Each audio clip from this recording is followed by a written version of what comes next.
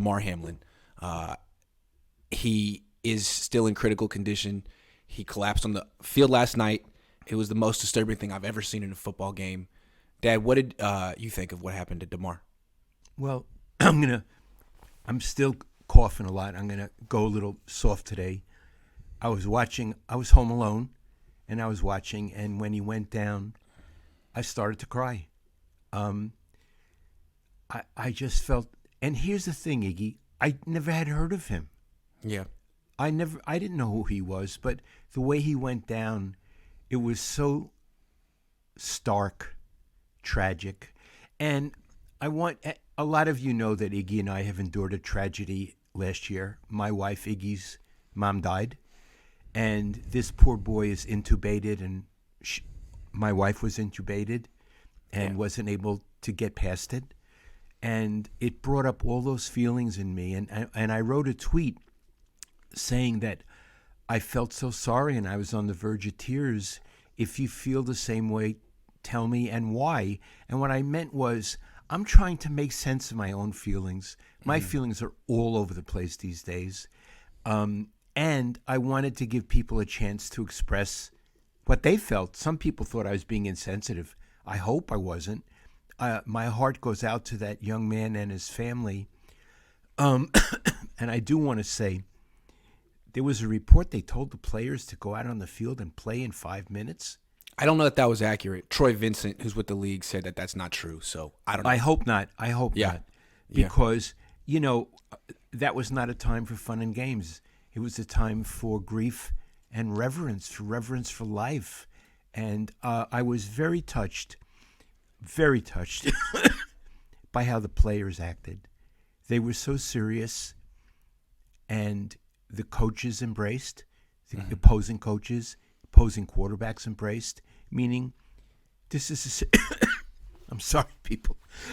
Meaning this is serious. We don't want to play a game tonight. Thank God. What did you think, Iggy? Well, I had a different experience because I didn't watch the game. My wife made dinner, and it was done right around 6.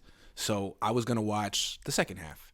And what happened was I wanted to put a tweet out about one of the topics that we're talking about today, Russell Wilson, and how he kind of – so I put out a tweet, I guess maybe 10 minutes after it happened, not knowing that it happened, saying, the Niners have lost to Russell Wilson. And I put my phone down after the tweet, don't look at it, have dinner.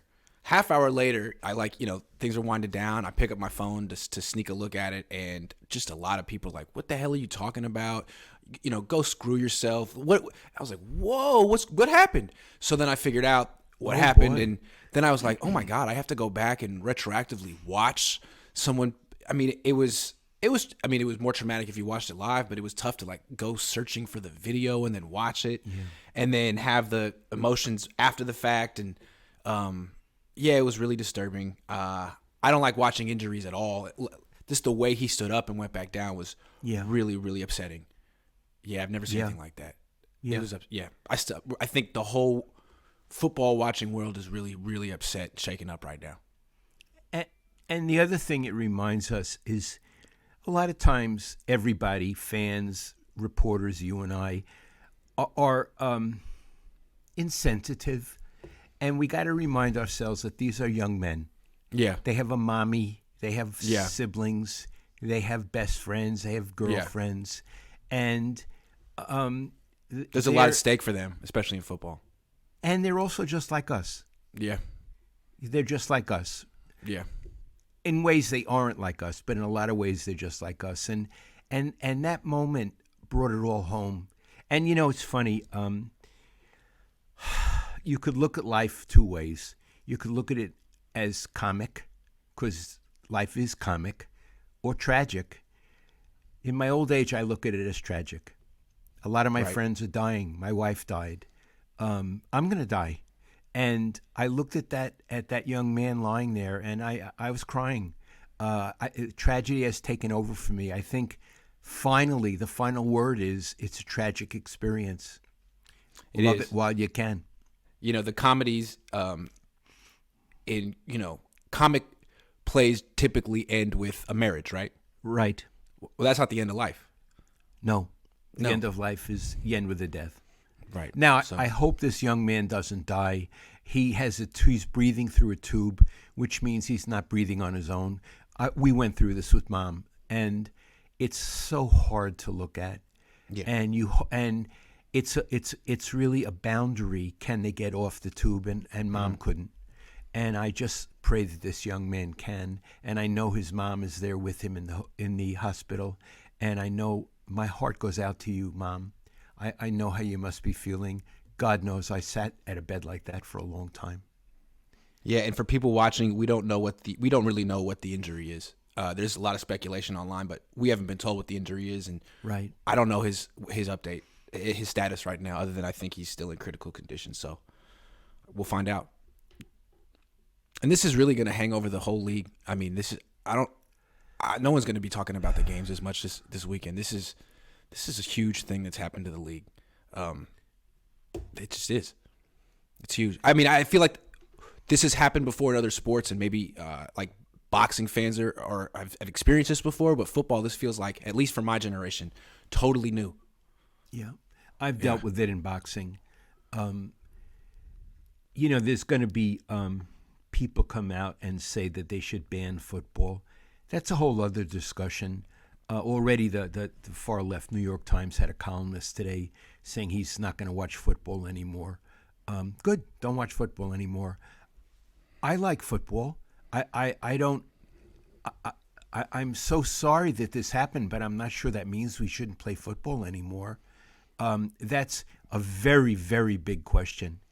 Yeah, it's possible that this injury was not necessarily something inherent to football, but something fluky. Like, I think something like this happened to Chris Pronger, the hockey player. He got hit in the chest by a hockey puck, and they had to do CPR on the ice for him. I mean, I think it's happened to lacrosse players as well. It may have happened to baseball players, so it may be one of those things. I don't know. We don't know what the injury is yet. Yeah, we need to learn more. But I always, and we'll get off this, I live in my world. It's a world of free choice, and these are intelligent young men who freely choose to pursue this business. And it's not for me to say they can't do it. No, but it was for you to say that I couldn't do it, and I didn't. That's right. I probably would make the same decision for my son. That's right. I can't tell young men who are really gifted and want to do this for the competition and the money not to do it. But I have to admit, when Iggy came and said he wanted to play football at Bishop O'Dowd High School, there was no question in my mind that he was not gonna. Baseball. And the fact that I didn't fight, field. the fact that I didn't fight you on it probably indicated that I didn't want to play football. That's right. You know? You came to me for me to say no. I think that's true. I think the people who play football most of the time, like, again, it's a calling. It's something they have to do. And maybe if you had a son like that, you wouldn't. Like, for example, when I went out to dinner with Brandon Ayuk's mom, she's a nurse. She's in the whole. I mean, she understands what's at risk for Brandon, and she kind of said, like, if it was all the same, I wouldn't want him to play. But he's so good, I wouldn't want him to get in the way. He always knew he was going to be in the NFL, and of course I'm happy for him. But she understood the conflict there, and that's tough. I can understand it. It's tough. So she has the conflict. Yeah, I mean, I don't want to tell too much about our conversation, but there was that time last year when Brandon wasn't playing much because he was in the doghouse or whatever. And she was saying, first of all, it's ridiculous. Whatever he is supposedly did, he didn't do. He's a hard worker. But second of all, the fact that he's not playing as much, it's less hits. Less hits he's taking. So from a mom's perspective, she's conflicted. Like, don't say my son isn't working hard in practice. But on the other hand, if he doesn't play, hey, c'est la vie. So, yeah, geez, it's rough. And when I looked at that poor man on the turf yesterday, it was like he was my son.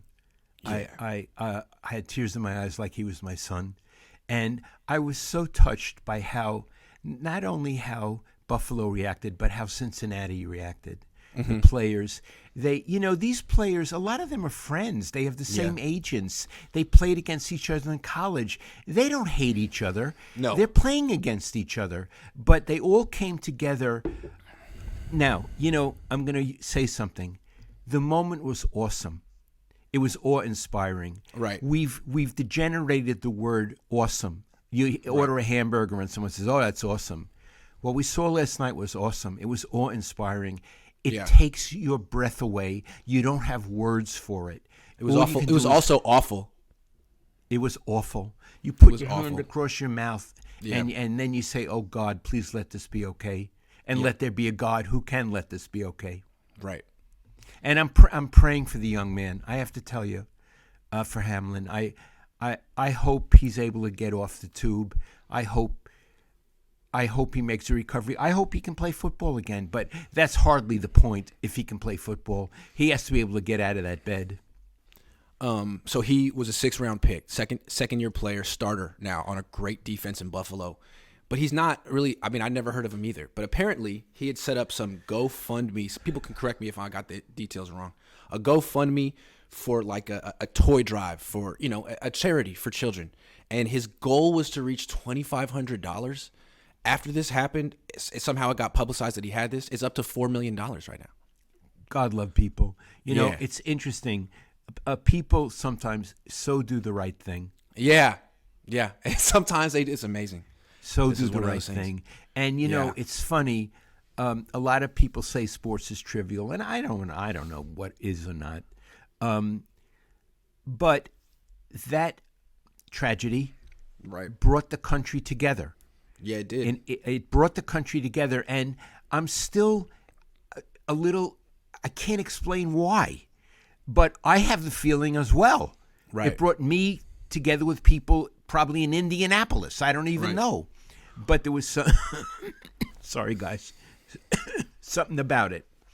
This was the feeling, I mean, after 9/11 for people that remember 22 years ago. But Yeah. that was the biggest tragedy I lived through, and the whole country was very tight. It felt like it for years. Maybe I was wrong. I was a kid, but it felt that way.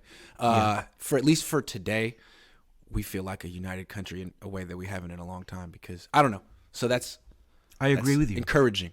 Yeah, it shows that we have a heart.